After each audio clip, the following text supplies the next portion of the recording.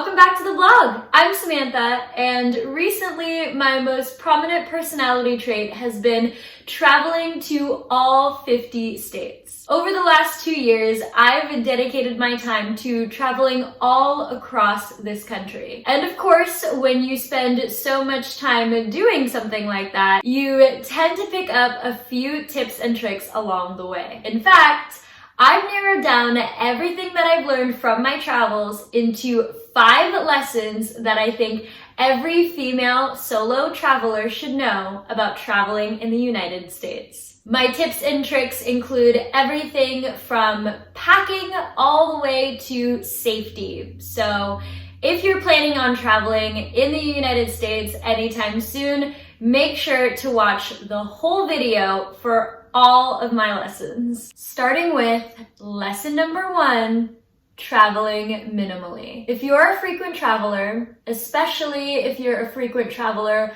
for extended periods of time, then you know that traveling minimally is key. Whether you're traveling by plane, by boat, by train, or by car, like me, the amount of space that you have to bring items along with you is limited. So you really have to be intentional about the things that you're packing. Don't pack things that you know you don't need or things that you know you won't use. As a chronic overpacker myself, I know that this can be difficult. But some things that I like to keep in mind whenever I'm packing are to pack versatile items. This is specific to my clothes and accessories. I like to pack clothes that I know I can mix and match with one another, and clothes that I know have multiple purposes. I know that I'm not going to pack one outfit that I can only wear on one specific occasion. Instead, I'll pack something that I know I can wear whether I'm running errands, getting groceries, going to a nice brunch, or maybe even a nicer dinner. Now, we can talk all day about how to pack the most minimally and make sure you're taking advantage of every single inch of space that you have. But another thing that I think is important when it comes to traveling minimally as a whole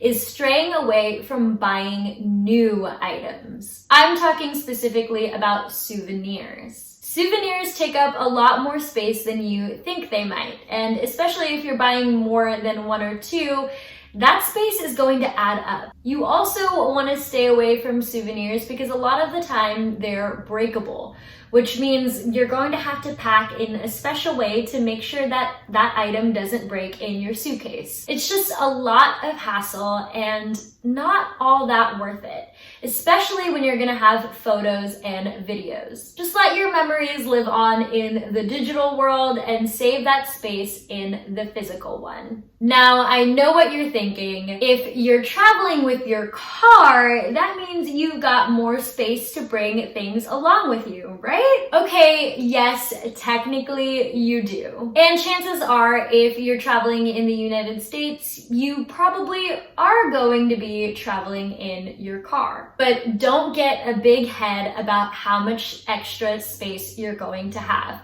because that's a surefire way to make sure you're not sticking to your essentials. I've found that the more space you have, the easier it is to get disorganized, which is why I've actually found some helpful ways to set up my car to get the most use out of the space that I have. And if you need help on how to set up your car for your next United States road trip, make sure to check out one of my previous blog posts where I give you a tour of how I set up my car for long-term travel. Actually, you know what? I'm gonna go ahead and link that blog post down at the bottom of this one for your convenience. You're welcome. Okay, but seriously, no matter how you're traveling, I promise you, learning how to travel minimally is not only going to save you space, but also headaches. Headaches from trying to zip up your suitcase before it's time to check out, or headaches from those extra baggage fees that you can get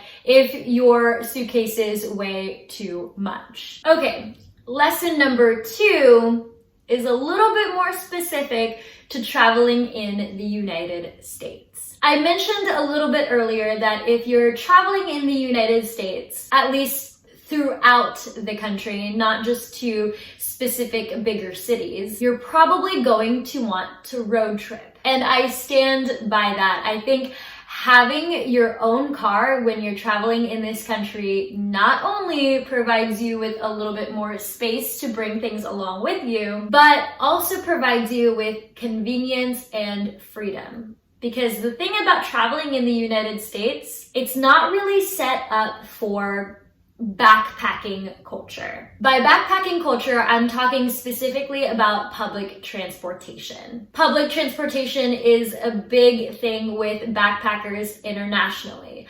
A lot of them travel with trains and buses to get to new destinations, even in the same country that they're already in. That's not really a possibility here in the United States. Let me backtrack.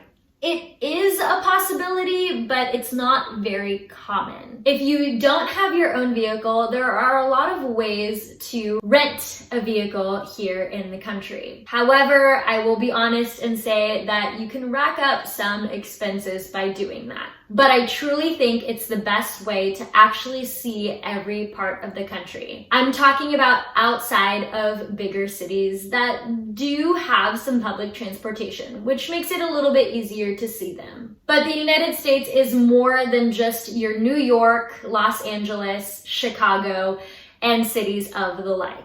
So if you really want to explore it, I highly recommend getting your own vehicle. Lesson number 3 is going to be a little bit more about solo travel itself, although I'm going to talk about it through my experience solo traveling in the United States. There are a lot of challenges that come with solo travel, and a big one that I've come across a lot of times, especially in the United States, is loneliness. I do have my thoughts as to why it comes up so often traveling here. Like I said earlier, the United States isn't exactly set up for solo travel. The infrastructure just isn't here, which can pose a lot of challenges. We talked about a little bit earlier how it can make traveling in the country a lot more expensive. But the other thing it can do is kind of limit your opportunities. Opportunities to experience what solo travel is really like the way that it's posed internationally. Your opportunities to make friends, or to travel in overnight transportation, or to hang out in hostels. A lot of those things I think are part of backpacking and solo travel internationally. And it's just not something that you're going to experience very often here in the United States. And I'm lumping this into lesson number 3 with loneliness because I've found that because the United States doesn't offer all of these exciting opportunities for solo travel the way other countries do, it can cause more bouts of loneliness. Usually when I experience loneliness in my travels, it's because I'm lacking that genuine connection. I'm very much an extroverted person. I love to go out and see new things and experience new places.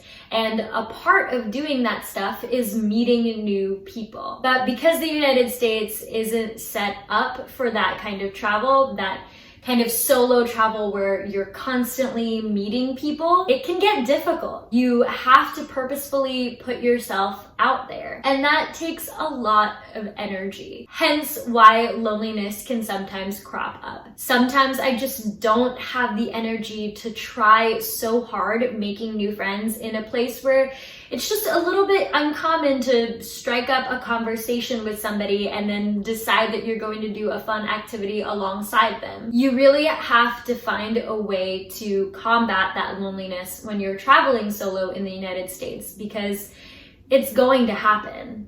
For me, when I feel that loneliness, I do like to sit with it a little bit and kind of understand where it's coming from. And because I've experienced it quite a bit while traveling in this country, I know that it's from that lack of genuine human connection. And when that happens, I can kind of try and solve it one of two ways. Personally, I either decide that yes, I am going to go out and I am going to make new friends, or I'm going to cherish the friendships that I already have. Like I said, going out and making new friends does take a little bit more energy, especially in this country where it's just a little bit more uncommon. People just don't really expect that. Not that you can't have genuine conversations, but it's different from forming a genuine connection and actually making a friend. So if you're not up for exerting that extra energy, I suggest doing my second method that I mentioned, relishing in the friendships and relationships that you already have. Now, how are you going to do that when you're traveling alone? Thankfully, we live in a world with a lot of a digital connection. Whenever I'm feeling lonely and I don't want to exert that extra effort to try and make a new friend, I'll call up one of my older friends back home. It's nice to be able to catch up with them, especially because I'm not in the same area and probably haven't been for a while or won't be for a while. And it's easy because I already have that established relationship. There's no small talk, there's no trying to understand this other person and see if we're gonna get along well together, because we know we already do. And even just a simple 10 to 15 minute conversation like that can easily make me feel better when I'm experiencing loneliness while traveling. The important thing to note here is that obviously my solutions aren't always going to work for everybody, but I mainly want to raise awareness for the loneliness that can come when you're traveling. It isn't always rainbows and butterflies, and that's okay. Loneliness may not have been something you would have thought about happens when you're traveling solo in the United States, but I guarantee lesson number 4 is probably something that has come up, and that's safety. Like with loneliness, safety issues aren't exclusive to traveling in the United States. They can happen anywhere in the world. And like with loneliness, my purpose in bringing it up here in my lessons that I've learned is to raise awareness for it. I get a lot of questions as a solo female traveler how I stay safe while I'm traveling. And the biggest answer that I can give to questions like that is to stay smart. No matter where you're traveling, there can be danger anywhere, even in your own hometown. My point in saying this is that traveling solo in the United States isn't necessarily more or less safe than traveling solo anywhere else. The important thing is to use your common sense. You don't want to be flaunting your valuables around. You don't want to leave drinks or food unattended. You don't want to be making friends with people you know are a little suspicious or just feel a little bit off.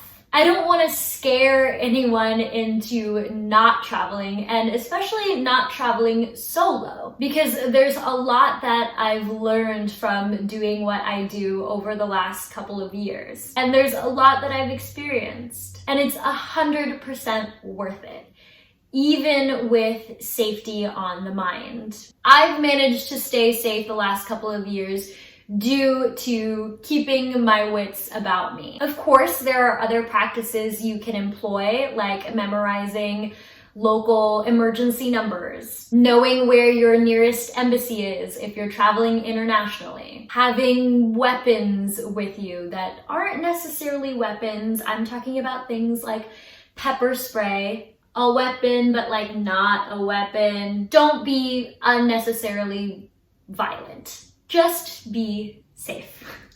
That's the message here with lesson number 4. And lastly, we have lesson number 5, the art of being alone. This lesson, like the last few that I just shared, have more to do with traveling solo as a whole. But again, I'm going to talk about it through my experience of traveling solo in the United States. Traveling alone as an art is lonely, it's awkward, it's beautiful. I know from traveling solo that I've learned so much about myself through that experience. I've learned a lot about my strengths and my weaknesses, what I'm capable of doing alone, and how to ask for help with the things that I'm not capable of doing alone. The big thing with traveling solo is figuring out a way to enjoy your company. Not just knowing how to be alone, but figuring out how to have fun when you're alone. It's one of the biggest things that I've learned from my whole experience, and it's the biggest thing that I hope that anybody could learn from their own. You really have to step out of your comfort zone to be somebody that thrives in this type of traveling environment. But that's the best way that we can push our limits and learn more about ourselves and this crazy world that we live in, by slowly doing things that we're uncomfortable with and relishing in the beautiful experiences that it gives us. And with my experience traveling in the United States, there's not a lot of guidebooks on how to do that by yourself. Of course, you have this wonderful blog that I've put together to help you out, but I had to figure out a lot of it on my own. I chose to travel solo in this country knowing that it wasn't really set up for solo travel because it's my home country. I know a lot about this country in terms of language and geography, which can really help when you're traveling. And because it was early in my solo traveling career, I wanted to make myself as comfortable as possible. These are things to keep in mind, of course, when you're traveling solo. I highly recommend doing it in the United States, especially if you're like me, just looking for the opportunity to get out there. It's right here in our own backyards, and it's got a lot more to offer than a lot of people think it might. But it will get lonely, and it will get awkward, and it will be beautiful. So wherever you go, whether it's in the United States or not, I highly recommend considering solo travel. There's so much more that I can share with you that won't fit into this video because it'll probably just end up sounding like me rambling on about my experiences. But I hope these lessons kind of helped shape what my journey has been like and what yours might be like if you decide to solo travel in the United States. Thank you guys for watching this video, and as always, if you missed anything, I'm going to be listing each one of the lessons that I talked about in the video down in the actual blog post. If you enjoyed this content, the season's not over yet, and I've got a lot more coming your way. So make sure to subscribe to the blog so you don't miss a single post. Also, if you're keen, try and follow me on social media because I also post a ton of updates there, and I'm working on posting experiences as I have them. So very real time. So you don't even have to wait for these videos to know what I'm up to. Again, I hope you guys enjoyed, and thank you so much for watching. I'll see you in the next one. Bye!